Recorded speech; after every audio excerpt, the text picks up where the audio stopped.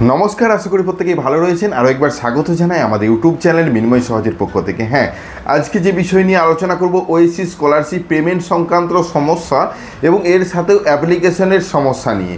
কারণ কিছু কিছু সমস্যা দেখা গিয়েছে ইনস্টিটিউট থেকে ডাইরেক্ট ক্যান্সেল করে দেওয়া হয়েছে।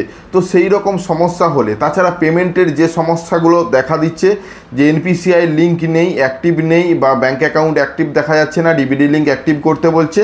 তাছাড়া কিছু কিছু ক্ষেত্রে পেমেন্ট দিলেও কত টাকা পেমেন্ট দিয়েছে সেটাও বুঝতে পারছেন না। এই সমস্ত বিষয়গুলোই রয়েছে আজকের আমাদের এই ভিডিওটার মধ্যে। অবশ্যই ভিডিওটাকে স্কিপ না করে লাস্ট পর্যন্ত দেখুন এবং আমাদের সাথে থাকুন। আরেকটা ছোট্ট অনুরোধ, যদি আপনি আমাদের চ্যানেলে নতুন আসছেন, চ্যানেলটাকে সাবস্ক্রাইব করুন, পাশের দেওয়া বেল আইকনটা ক্লিক করতে ভুলবেন না পরবর্তী নোটিফিকেশন পাওয়ার জন্য। আর যারা অলরেডি সাবস্ক্রাইব করে আমাদেরকে সাপোর্ট করছেন, অসংখ্য ধন্যবাদ। হ্যাঁ, আজকে আমরা কথা বলছি ওএসসি স্কলারশিপ, অর্থাৎ এসসি এসটি ওবিসিদের যে স্কলারশিপ দেওয়া হয়ে থাকে সেই স্কলারশিপের কিছু সমস্যা নিয়ে। বেশিরভাগ স্টুডেন্টদের ক্ষেত্রেই পেমেন্ট সমস্যা দেখা দিচ্ছে। পেমেন্ট সমস্যা কেন দেখা দিচ্ছে সেটা ভিডিওর লাস্টে আমরা আলোচনা করি। কী ধরনের পেমেন্ট সমস্যা দেখা দিচ্ছে সেটা আপনাদের সামনে তুলে আনি। আমরা একটা স্ট্যাটাস তুলে এনেছি যেখানে পরিষ্কারভাবে উল্লেখ রয়েছে যে এই অ্যাপ্লিকেশনটা ঠিকঠাকভাবে সাবমিট হয়েছিল, ভেরিফাইও হয়েছিল, কিন্তু একটা রেড কালারে লেখা উঠছে your Aadhaar not available NPCI, check Aadhaar seeding status which your bank account. অর্থাৎ আধার সিডিং নেই, আপনার আধার কার্ডটা কোনো ব্যাংকের সাথেই যুক্ত নেই, সেই জন্য টাকাটা পাঠাতে পারছেন না। তো আরও একটা সমস্যা দেখায় আপনাদেরকে। এখানে দেখুন অ্যাপ্রুভ দেখাচ্ছে এবং এখানে দেখুন এনপিসিআই লিঙ্ক কিন্তু অ্যাক্টিভ দেখাচ্ছে, কিন্তু এখনও একে কোনো টাকা পাঠানো হয়নি। অথচ এটা সম্পূর্ণ 2024-25 সেশনেরই অ্যাপ্লিকেশন, তবুও কিন্তু এখনও টাকা পাঠানো হয়নি। কেন হয়নি এগুলো আমরা একে একে আলোচনা করব।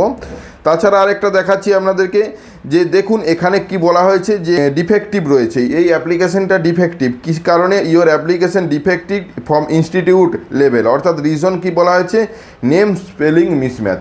দেখুন প্রথমত একটা কথা জানিয়ে রাখি, ওএসসি স্কলারশিপ আগের বছর থেকেই যদি কাস্টের সার্টিফিকেট আধার কার্ড সেম না থাকে তাহলে কিন্তু আবেদন করাই যাচ্ছিল না। আবেদন পাটেই কিন্তু আপনি সমস্ত কিছু বুঝতে পারছিলেন যে তার নামটা ভুল রয়েছে, অর্থাৎ আধার কার্ডে আলাদা নাম, কাস্টের সার্টিফিকেট দিয়ে আবেদন হচ্ছে তাতে আলাদা নাম রয়েছে। সেক্ষেত্রে আপনারা কোনোভাবেই আবেদন করতে পারবেন না। কিন্তু কিছু কিছু ক্ষেত্রে যে কাস্টের সার্টিফিকেট আধার কার্ডে সমান নাম থাকলেও ইনস্টিটিউট বা স্কুলে যা নাম রয়েছে স্কুলের প্রোফাইলে সেটি আলাদা হওয়ার কারণে কিন্তু এই সমস্যাটি দেখা দিচ্ছে। তো এর জন্য আপনার করণীয় কি রয়েছে, ইনস্টিটিউটকে বলুন যে কারেকশন করতে, না হলে আপনার আধার কার্ড এবং এর সাথে কাস্টের সার্টিফিকেট একসাথে কারেকশন করতে হবে, যেটা কিন্তু অনেক সময় লাগতে পারে। এবং আরেকটা সাকসেসফুল ক্যান্ডিডেটের ডিটেলস আপনাদেরকে দেখাচ্ছি। দেখুন এটা লকড আছে এবং এনপিসিআই লিঙ্ক অ্যাক্টিভ রয়েছে, সব কিছু ভেরিফাই হয়ে গেছে এবং পেমেন্টও জেনারেট হয়ে গেছে। সর্বনিচের দিকে দেখতে পাচ্ছেন কত তারিখে পেমেন্ট দেওয়া হয়েছে কোন ব্যাংকে, এবং এটা সাকসেসফুল লেখা উঠছে। এরকম কিন্তু আপনার স্ট্যাটাসটা হওয়া চাই, তবেই কিন্তু আপনি টাকা পাবেন। তো প্রথমত আলোচনা করি যাদের এনপিসিআই লিঙ্ক নেই। এনপিসিআই লিঙ্ক নেই অথচ সমস্ত কমপ্লিট হয়ে গেছে, তারা কিন্তু পরবর্তীতে অবশ্যই টাকা পাবেন। এনপিসিআই লিঙ্কটা কমপ্লিট করুন। এনপিসিআই লিঙ্ক আপনি চাইলে আপনার মোবাইল থেকেই করে নিতে পারেন, সেই পদ্ধতি আমরা ডেসক্রিপশনে ভিডিও দিয়ে রাখছি, দেখে দেখে করে নিন। তাছাড়া ব্যাংকে সরাসরি এটা নিয়ে যেয়ে ডাইরেক্ট বলুন যে কেন হচ্ছে না এনপিসিআই লিঙ্ক। আপনি কি পয়সাটা দিবেন? এটা সরকার দিচ্ছে আমাকে স্কলারশিপ হিসেবে, তাহলে কেন পাবো না? কারণ দেখবেন আপনাদের বেশিরভাগ ক্ষেত্রেই যে অনেকবার গেছেন ব্যাংকে এই সমস্যাটা নিয়ে যে আপনার লিঙ্ক নেই ব্যাংকের সাথে আধার কার্ড, ওনাদের তরফ থেকে অর্থাৎ ব্যাংকের তরফ থেকে বলা হচ্ছে সমস্ত কিছু করা হয়েছে, তবুও দেখছেন যে লিঙ্ক নেই। এটা জোর দিয়ে তাদেরকে বলতে হবে, যদি না লিঙ্ক করেন তাহলে কিন্তু পরবর্তীতে সমস্যায় পড়বেন আপনি, আপনাকেই টাকাটা দিতে হবে। এইরকমভাবে যদি জোর দিয়ে বলেন তাহলেই কিন্তু আপনার টাকা আপনাকেই সেখানে জোর ফলাতে হবে, কারণ আপনার হয়ে এখন কেউ কথা বলবে না। তো যাই হোক, এইখানে আপনাকে জোর দিয়ে আপনার ব্যাংক থেকে কিন্তু এই এনপিসিআই লিঙ্ক করতে হবে। তাছাড়া অনলাইনে করা যায়, তবুও ব্যাংকে যাবে এবং সেখানে অ্যাকসেপ্ট করলে তবে এটা গ্রহণ করা হবে। তো এনপিসিআই লিঙ্ক হয়েছে কি না, ব্যাংক বলল হয়ে গেছে, কোনো সমস্যা নেই। আপনি কিন্তু পরবর্তীতে দেখার জন্য অফিসিয়াল ওয়েবসাইটে গিয়ে চেক করতে পারেন।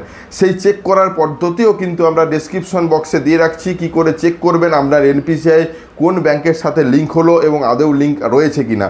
তো সেই ভিডিওটা অবশ্যই গুরুত্ব সহযোগে নিচের ডেসক্রিপশন বক্সে চেক করে সেই ভিডিওটা দেখে নেবেন। দেখুন এনপিসিআই লিঙ্ক না থাকলে কেন ব্যাংকে টাকা ঢুকছে না? আপনি তো ব্যাংক অ্যাকাউন্ট নম্বর দিয়েছেন, আইএফএসসি কোড দিয়েছেন, কেন টাকা ঢুকছে না? সরকার বলছে, কেন্দ্র সরকার বিশেষ করে বলছে আমরা কোনো অ্যাকাউন্টে টাকা দেবো না। কারণ কি, আপনার অ্যাকাউন্টটা ভুল হতে পারে, আপনার অন্য কারো অ্যাকাউন্ট সেখানে ইনপুট হয়ে যেতে পারে, সেক্ষেত্রে সেই ব্যক্তি আপনার সুবিধাটা পাবে। এটা যাতে না হয়, আপনার আধার কার্ড অন্য কারো আধার কার্ড হতে পারে না, আধার নম্বর আপনার আধার কার্ড ধরে টাকা পাঠানো হবে, আধার কার্ড যে ব্যাংকের সাথে যুক্ত থাকবে সে ব্যাংকেই টাকা আসবে। অর্থাৎ যে ব্যাংকের সাথে আধার কার্ড যুক্ত থাকবে সেটা অবশ্যই আপনার অ্যাকাউন্ট হতে হবে, না হলে আধার কার্ড যুক্ত হবে না। এটা কিন্তু ভালো পদক্ষেপ, কিন্তু এটা আমরা বুঝতে একটু দেরি করছি, বা পরবর্তীতে আমরা এটা নিয়ে আরও সহজ হয়ে যাবে আমাদের প্রত্যেকের কাছেই, তখন আমাদের এই সমস্যাগুলো আর দেখা দিবে না। যাই হোক, এই বিষয়টা আপনাদেরকে অতি সতর্ক করতে হবে যাদের এই সমস্যা হচ্ছে।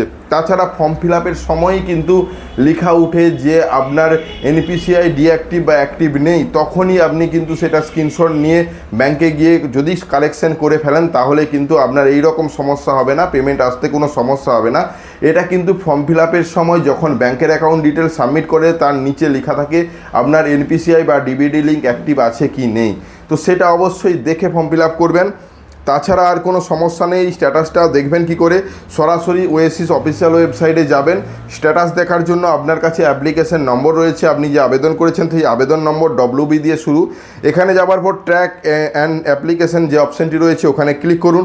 ক্লিক করার সাথে সাথে আপনি কোন ডিস্ট্রিক্ট থেকে বিলং করছেন সেই ডিস্ট্রিক্টের নামটা দেখতে পাবেন, বা স্কুলটা কোন ডিস্ট্রিক্টের আন্ডারে আপনি স্কলারশিপটা করেছেন সেই ডিস্ট্রিক্টটা চয়েস করে সাবমিট করুন।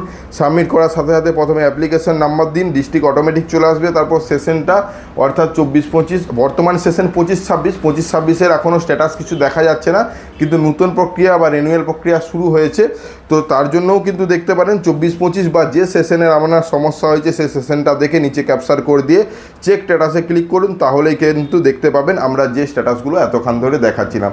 তো অনেকগুলো স্ট্যাটাস আপনাদের সামনে নিয়ে আসলাম।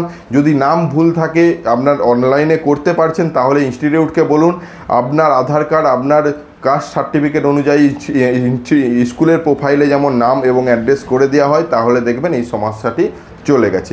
তো আজকে যে বিষয় নিয়ে আলোচনা ছিল, কিছু সমস্যা, পেমেন্ট সমস্যা নিয়ে কি করবেন সে বিষয়ে বুঝতে পেরেছেন। যদি ভালো লাগে ভিডিওটা অবশ্যই লাইক এবং শেয়ার করে দিবেন। আমাদের চ্যানেলে নতুন হলে চ্যানেলটাকে সাবস্ক্রাইব করুন, পাশের দেওয়া বেল আইকনটা ক্লিক করতে ভুলবেন না পরবর্তী নোটিফিকেশন পাওয়ার জন্য। আর যারা অলরেডি সাবস্ক্রাইব করে আমাদেরকে সাপোর্ট করছেন, অসংখ্য ধন্যবাদ। এভাবেই পাশে থাকবেন। দেখা হচ্ছে নতুন কোনো ভিডিও নিয়ে। ধন্যবাদ।